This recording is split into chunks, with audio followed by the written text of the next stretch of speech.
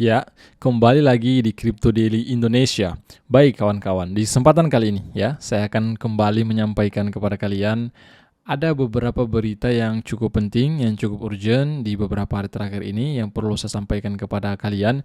Maka dari itu, ya stay tune, pantau video ini sampai selesai agar teman-teman selalu mendapatkan berita terupdate di industri ini. Bukan hanya melalui ya sosial media kami dari Twitter atau X, ya dari Telegram dan beberapa sosial media kami. Nah, di sini kembali ya hadir dari Crypto Daily Indonesia ya di YouTube Crypto Daily Indonesia untuk menyampaikan kepada kalian semua berita terbaru apa yang ada di industri kripto. Baik teman-teman, sebelum saya mulai video ini, alangkah baiknya kalian lakukan ya, bagi yang belum subscribe ya, bantu channel ini agar selalu berkembang untuk memberikan masyarakat Indonesia berita-berita terbaru di industri kripto. Itu gratis ya. Subscribe YouTube channel Crypto Daily Indonesia, bunyikan loncengnya dan like setiap video kami. Ingat teman-teman, seperti itu. Nah, saya tunjukkan dulu, sudah beberapa minggu terakhir saya belum tunjukkan ya total top aset kripto berdasarkan market cap. Di sini saya akan tunjukkan kepada kalian tentu ya. Yang pertama di sana ada gold ya, dengan kapitalisasi pasar market cap-nya itu di atas 13 triliun US dollar. Wow, sangat tinggi teman-teman ya. 13 triliun US dollar, 13,595 triliun US ya. Market cap daripada komoditas gold ini. Seperti itu. Menyusul di bawah yang kedua ya, sini kita update dulu satu persatu. Ada Microsoft dengan market cap 2,9 triliunan US. Kemudian Apple 2,96 triliun ya. Microsoft ini baru saja melampaui market cap Apple teman-teman ya. Jadi biasanya Apple itu di peringkat kedua. Jadi baru-baru ini Microsoft itu melampaui market cap daripada Apple ini. Jadi di sini kalian bisa lihat ya, sangat tipis ya perbandingan market cap-nya. Market cap Microsoft di 2,963 triliun, sementara Apple itu di 2,961 triliun ya. Kalian bisa lihat secara langsung di situ. Kemudian Saudi Aramco, perusahaan minyak dan gas dari Saudi Arabia, masih berada di peringkat keempat di atas 2,04 triliun US dollar market cap-nya. Menyusul ada Google, kemudian Amazon ya, bisa kalian lihat sedikit market cap-nya di situ. Kemudian ada Nvidia di sana, kemudian komoditas silver atau perak, kemudian ada Meta atau Facebook ya teman-teman semua ya, di bawah 1 triliun US, tepatnya di 985,1 billion ya US dollar market cap-nya. Kemudian ada Berkshire Hathaway ya, di sini market cap-nya di 798,46 billion US dollar. Kemudian peringkat ke-11 ada Bitcoin. Bitcoin di 793,92 billion US dollar. Mengalami penurunan ya. Bitcoin ini biasanya berada di atas ya, di atasnya Berkshire Hathaway, kemudian juga di atasnya Facebook ya, tetapi saat ini market cap-nya kembali lagi mengalami penurunan ya, seperti itu teman-teman semua ya. Sebentar kita lihat ya market cap cryptocurrency keseluruhan bagaimana performanya. Langsung kita lihat di CMC. Jadi ternyata today's cryptocurrency price by market cap per video ini dibuat kembali mengalami penurunan 2,75% mengalami penurunan. Apa sih penyebabnya ini? Kenapa kembali mengalami penurunan? Dan bahkan Fear and Greed Index dari Bitcoin itu kembali netral lagi ya. Biasanya di beberapa hari yang lalu, di beberapa minggu yang lalu ya, Fear and Greed Index Bitcoin ini biasanya selalu berada di greed ya teman-teman semua. Tapi saat ini Bitcoinnya kembali mengalami penurunan, bermain di harga 40.000 US dollar lagi, di bawah 41.000, kembali turun 24 jam terakhir turun 2%. Penyebabnya apa sebenarnya nih? Nah, di sini menurut perspektif saya, my opinion ya, teman-teman, penyebab diantaranya kenapa Bitcoin mengalami penurunan ini karena para smart money, para market maker itu mereka itu tidak sesuai. Artinya ekspektasi mereka tidak sesuai dengan harapan mereka tentang approve-nya ya, tentang disetujuinya ETF Bitcoin Spot teman-teman. Ternyata setelah disetujui ETF Bitcoin Spot hanya naik sedikit kemudian langsung di-dump ya. Para longer itu orang-orang yang melakukan open long kena langsung likuidasi ya, karena langsung dibanting ke bawah teman-teman harga Bitcoinnya ini langsung di 40.700-an ya, saat ini 40.700-an US dollar per BTC-nya. Bukan hanya Bitcoin, Ethereum juga di sini dibanting turun 3,7% 24 jam terakhir, kembali di harga 2.300-an US dollar. Kemudian BNB juga ya sedikit turun 1% lebih. Solana juga cukup tinggi, 5% lebih mengalami penurunan. Menyusul juga di sini XRP turun 4%, ya. Hampir keseluruhan di sini teman-teman kembali mengalami penurunan. Cardano, Dogecoin turun 5% setelah di beberapa 1-2 hari yang lalu mengalami kenaikan. Apa penyebabnya? Karena Twitter mengumumkan akun X, ya.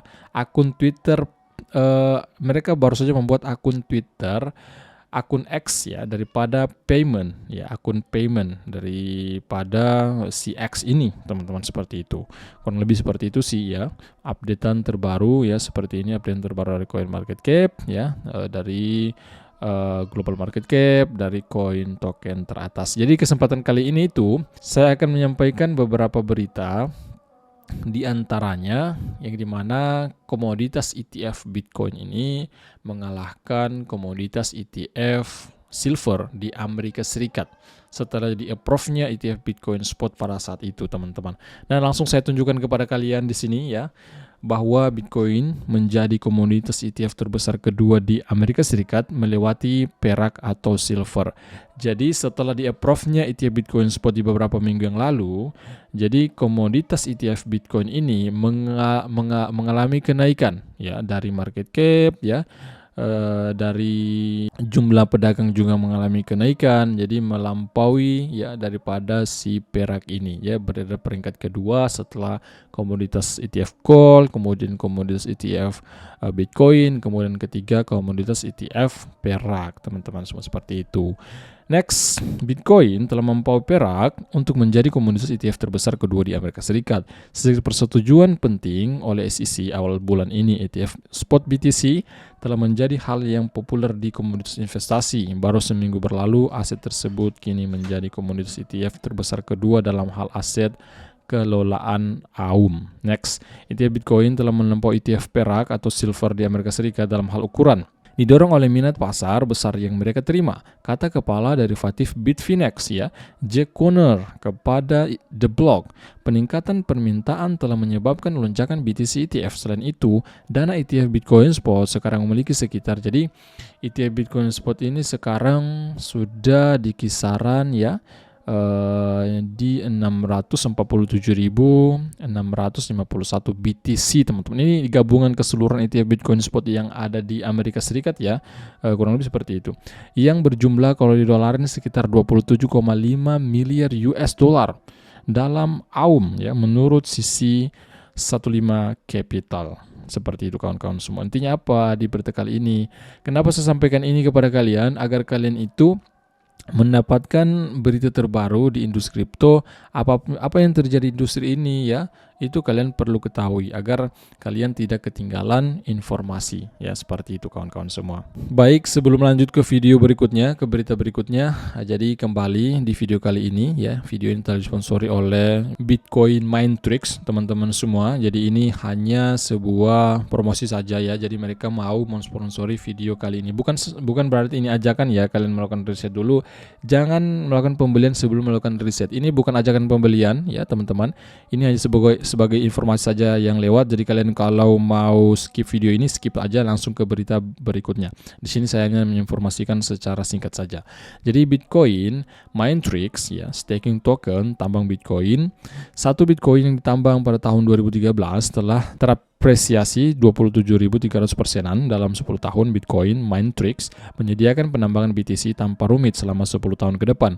Beli BTC MTX. Jadi sistemnya di sini mereka katakan, dengan kalian melakukan pembelian BTC MTX dengan harga ya, di sini kita lihat di 0,013, kalian itu bisa melakukan staking ya, kalian bisa melakukan penambangan secara manual teman-teman semua dengan kepemilikan BTC MTX Anda ya, tidak perlu melakukan pembelian mesin tambang. Seperti ini menurut mereka seperti itu. Nanti kalian cek saja ya white paper mereka, kemudian perusahaan-perusahaan apa saja yang ada di belakang mereka. Di sini juga mereka tunjukkan telah ditampilkan di beberapa pemberitaan kripto secara tertulis ya. Kalian bisa lihat di situ.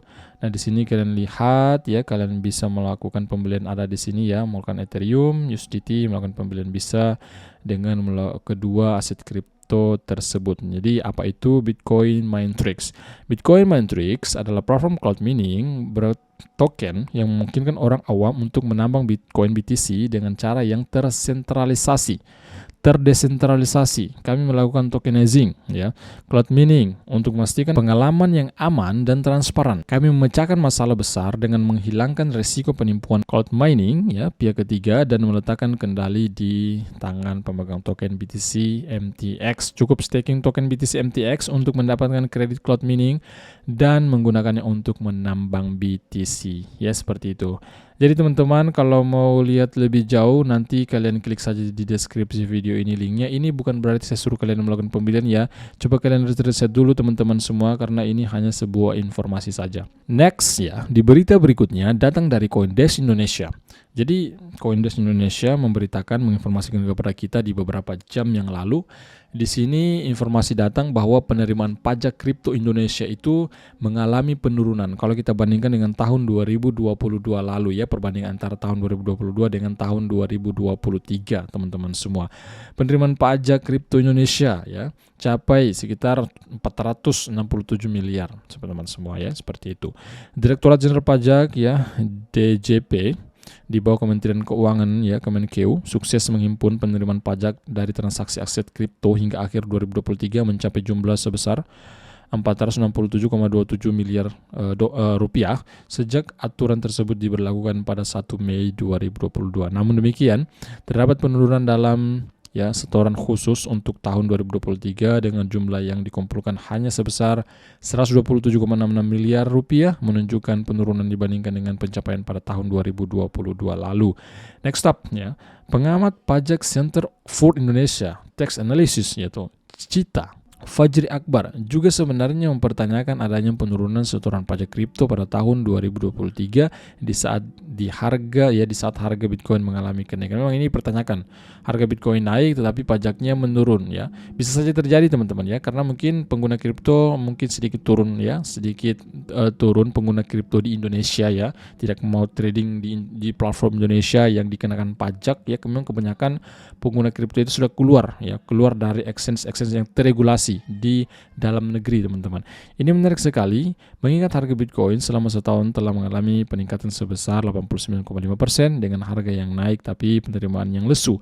Artinya ada jumlah atau volume transaksi yang berkurang, ujar Fajri kepada Koncan ya Minggu. Seperti itu, teman-teman semua. Sebenarnya banyak yang keluar, teman-teman. Banyak yang keluar untuk trading di platform lain ya, di luar platform yang ada di Indonesia. Makanya pajak penerimaan kripto ini mengalami penurunan ya, saya kira seperti itu. Next ya, berita berikutnya seperti yang saya katakan tadi, salah satu pemicu naiknya Dogecoin di beberapa hari yang lalu, 1-2 hari yang lalu kalau tidak salah ya, karena diumumkan ya, X mengumumkan bahwa mereka meluncurkan akun X Payments ya, teman-teman semua. Maka ini saya buat di postingan Twitter ya, saya katakan, saya bertanya kepada kalian, mungkinkah akan menambah fitur pembayaran menggunakan Bitcoin dan altcoins? Bisa saja terjadi, sehingga narasi kembali timbul, sehingga para pengguna kripto, teman-teman, kembali berspekulasi bahwa wow, ini bisa saja terjadi. Ya, artinya bisa saja Dogecoin ditambahkan di payments ini ya, payments daripada Twitter atau X ini, sehingga mengakibatkan Dogecoin ya tidak luput kaitannya dengan si Elon Musk ya. Ketika kita berbicara dengan Elon Musk, pasti di sana ada Dogecoin, teman-teman, seperti itu. Sehingga Dogecoin pada saat itu saya pantau di beberapa hari yang lalu itu mengalami kenaikan lebih di atas 13% dalam 24 jam terakhir, teman-teman semua, seperti itu. Saya pikir di video kali ini cukup sekian dulu ya. Nanti kita bertemu lagi di video berikutnya. Semoga apa yang saya sampaikan ini dapat bermanfaat untuk kalian semua. Adapun kesalahan dari video ini saya mohon maaf, teman-teman ya. Maafkan saya, seperti itu. Cukup sekian dengan Sofyan di sini. See you, bye bye.